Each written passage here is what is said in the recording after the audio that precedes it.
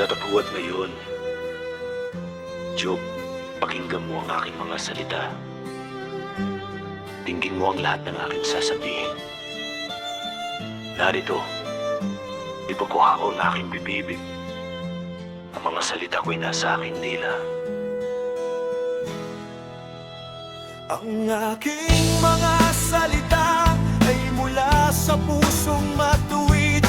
Ang aking mga labi ay nagsasalita ng tapat na kaalaman.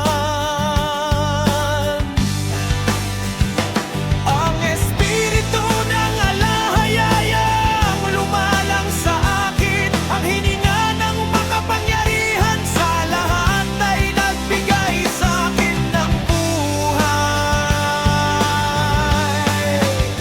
Sagutin mo ako kung kaya mo.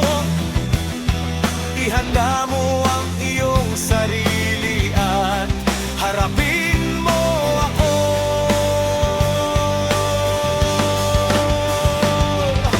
Ako'y katulad mo sa paningin ng alahayayat. Ako man ay hinugis mula sa putik. Hindi ka dapat matakot sa akin.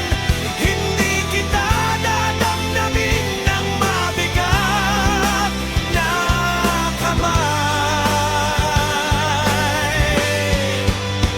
Ngunit sinabi mo sa aking harapan, narinig ko ang iyong mga salita. Ako'y malinis at walang kasalanan. Ako'y walang dungis at walang sala. Ngunit ang alahayat ay may hinanakit sa akin. Itinuturing niya akong kanyang kaway. Hinapos niya ang aking mga paa sa pangawan. Binabantayan niya ang lahat ng aking mga landas. Ngunit sinasabi ko sa'yo, sa bagay na ito, ikaw ay hindi tama.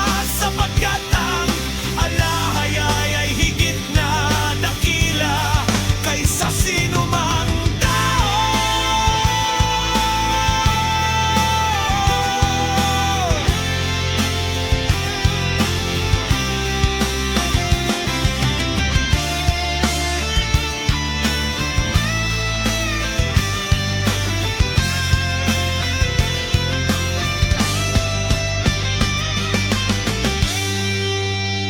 Bakit mo siya pinaakusahan na hindi siya sumasagot sa sinumang tao?